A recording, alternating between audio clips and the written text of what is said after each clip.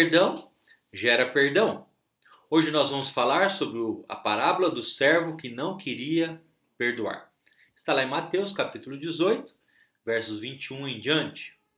Então Pedro, aproximando-se, perguntou a Jesus: Senhor, até quantas vezes meu irmão pecará contra mim, que eu lhe perdoe? Até 7 vezes? Jesus respondeu: Não digo a você que perdoe até 7 vezes, mas até 70 vezes 7. Por isso, o reino dos céus é semelhante a um rei que resolveu ajustar contas com os seus servos. Passando a fazê-lo, trouxeram-lhe um que devia 10.000 talentos. Não tendo ele, porém, com que pagar, o senhor desse servo ordenou que fossem vendidos ele, a mulher, os filhos e tudo que possuía, e que assim a dívida fosse paga. Então o servo, caindo aos pés dele, implorava: Tenha paciência comigo, e pagarei tudo ao Senhor. E o senhor daquele servo compadeceu-se, mandou-o embora e perdoou-lhe a dívida. Saindo, porém, aquele servo encontrou um dos seus conservos, que lhe devia 100 denários. Agarrando-o, começou a sufocá-lo, dizendo: Pague-me o que me deve, que você me deve. Então o seu conservo, caindo aos pés dele, pedia: Tenha paciência comigo e pagarei tudo a você. Ele, porém, não quis, pelo contrário, foi e o lançou na prisão até que saldasse a dívida. Vendo seus companheiros o que havia acontecido, ficaram muito tristes e foram relatar ao seu senhor tudo o que havia acontecido. Então o senhor, chamando aquele servo, lhe disse: Servo malvado, eu lhe perdoei aquela dívida toda, porque você me implorou. Será que você também não devia ter compaixão do seu conservo, assim como eu tive compaixão de você? E indignando-se, o senhor entregou aquele servo aos carrascos até que lhe pagasse toda a dívida. Assim também, o meu Pai que está no céu fará com vocês, se do íntimo não perdoarem cada um a seu irmão. No estudo da semana passada, era a parábola da ovelha perdida e o tema era: todos são importantes. Quem são os pequeninos que Jesus cita nesta parábola? Qual é o cuidado que Jesus tem sobre os seus pequeninos? Qual é a atitude de Jesus com relação aos que se extraviam ou se perdem? Qual é a reação do reino de Deus quando os extraviados são achados? Qual é a nossa responsabilidade dada por Jesus sobre os seus pequeninos? Contexto da parábola do servo que não queria perdoar. Essa parábola está na sequência da restauração de um irmão, os versos 15 a 20. Para facilitar o entendimento da parábola do servo que não queria perdoar, Jesus trata primeiro sobre o relacionamento com Deus e com as pessoas. Quando o relacionamento entre os irmãos está em ordem, há a presença plena de Jesus, sem qualquer preocupação. Ele diz: Estarei no meio deles quando estão 2 ou 3 reunidos no meu nome. Lidar com pessoas não é fácil, você sabe disso. E por isso talvez que o apóstolo Pedro pergunta para Jesus até quando se deve perdoar. Essa é uma pergunta que intrigava muitas pessoas naquela época. Por quê? Na cultura judaica, quando uma pessoa perdoava alguém 3 vezes, isso mostrava que era alguém perdoador, que não guardava falta de perdão no coração. O apóstolo Pedro então pergunta para Jesus: quantas vezes deve se perdoar? 7 vezes? Sendo até generoso, pois 3 vezes já era suficiente para ver uma prática de perdoar. Há alguns anos atrás, Dale Carnegie escreveu um livro chamado Como Fazer Amigos e Influenciar Pessoas. E ele diz: Mas é preciso ter caráter e autocontrole para ser complacente e saber perdoar. Um grande homem demonstra sua grandeza, na opinião de Carlyle, pelo modo como trata os pequenos. Saber perdoar é uma arte que precisa ser aprendido o quanto antes. No livro de Hebreus, o autor diz que a raiz de amargura traz muitos males à pessoa e aos que convivem com ela. Hebreus 12:15. Procurem viver em paz com todos e busquem a santificação, sem a qual ninguém verá o Senhor. Cuidem para que ninguém fique afastado da graça de Deus e que nenhuma raiz de amargura brotando cause perturbação e por meio dela muitos sejam contaminados. O que significa então a raiz de amargura? Amargura é literalmente sabor amargo. É uma pessoa cheia de mágoa ou ressentimento. É como um veneno contagioso que espalha ressentimento sobre os outros. É alguém que não consegue perdoar e ainda contamina outros falando mal dos outros.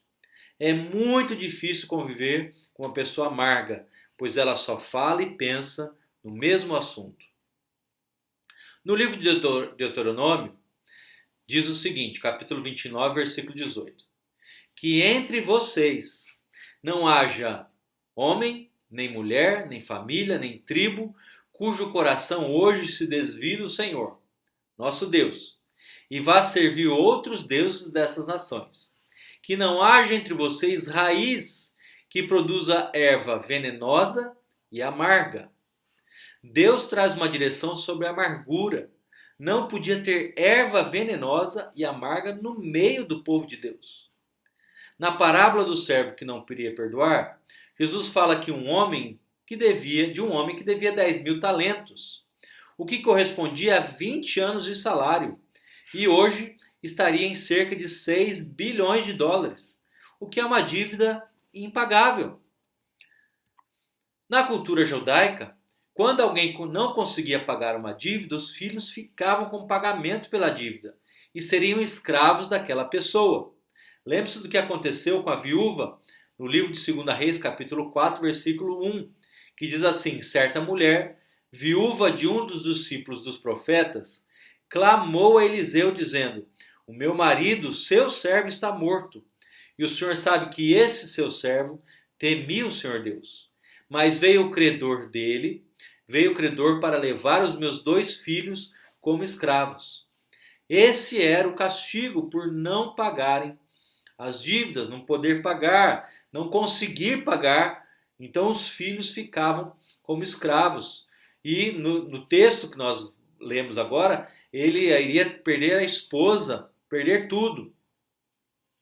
Então aquele homem, vendo que ia perder tudo, inclusive a esposa e os filhos, caiu aos pés do rei e implorava que tivesse paciência com ele, pois iria pagar tudo o que devia. Aquele rei se compadeceu dele, mandou embora e perdoou toda a dívida. Que bênção, ele foi perdoado. Mas, ao sair, ele encontrou um servo dele, que tinha uma dívida muito menor. Os chamados conservos, que eram servos que juntamente com outros eram criados serviçais, que devia apenas 100 denários. O equivalente hoje a 12 mil dólares. 6 bilhões para 12 mil. Essa dívida era possível de pagar. Ele agora, agarra o conservo, começa a sufocar ele, dizendo que ele tinha que pagar o que devia. E o conservo teve a mesma atitude que o servo diante do rei. Caiu aos pés, pediu para ter paciência, que ele ia pagar tudo. Infelizmente, o servo lançou o conservo na prisão até que pagasse toda a dívida. Ele não teve qualquer misericórdia, porque ele teve misericórdia. Os companheiros que viram as duas cenas estavam tristes de ver a atitude daquele que foi perdoado de uma dívida impagável. E aquele que tinha uma pequena dívida não foi perdoado. Diante disso, os companheiros foram falar com o rei. Foram anunciar ao rei o que estava acontecendo. E o rei colocou o servo na prisão até que pagasse toda a dívida.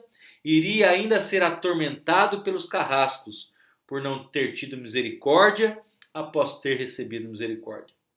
Jesus concluiu a parábola dizendo que será assim também com o Pai, Pai Celeste, nosso Pai, o Deus Criador, se do íntimo, lá no íntimo, no nosso pessoal, se nós não perdoarmos também a nosso irmão. Alguns pensamentos sobre essa parábola. Primeiro, perdão gera perdão. Quando alguém perdoa, normalmente a outra pessoa perdoa também. É um alívio da alma. Aquilo que estava prendendo alguém trouxe libertação ao coração da pessoa que pediu perdão e daquele que perdoou. No reino dos céus é da mesma forma. Aqueles que participam do reino são aqueles que receberam o perdão total de Deus e o perdão para com o seu próximo. Terceiro, o que Jesus fez pela humanidade é impagável.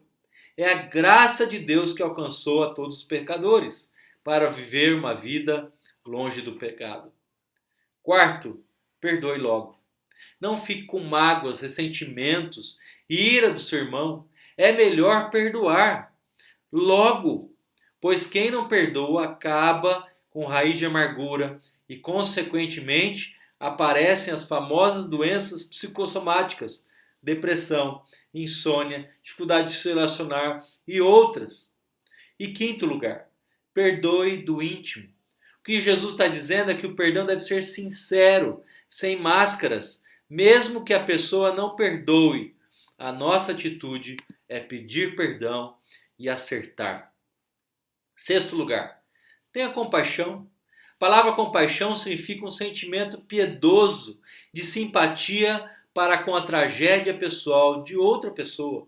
Ela é muito importante nesse contexto, pois se o servo tivesse tido compaixão do conservo, estava tudo certo.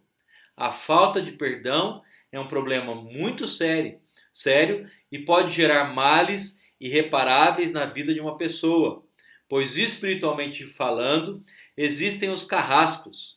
Os carrascos são aqueles indivíduos responsáveis por executar a sentença de morte.